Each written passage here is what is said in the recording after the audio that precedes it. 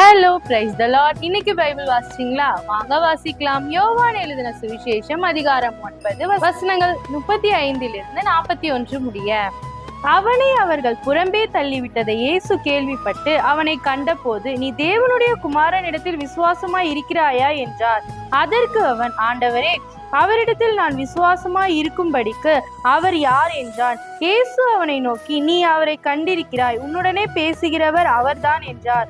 உடனே அவன், ஆண்டவரே, விசுவாசிக்கிறேன் என்று சொல்லி அவரை பணிந்து கொண்டார். அப்பொழுது இயேசு, காணாதவர்கள் காணும்படியாகவும் காண்கிறவர்கள் குருடர் ஆகும்படியாகவும் நியாய தீர்ப்புக்கு நான் இந்த உலகத்தில் வந்தேன் என்றார்.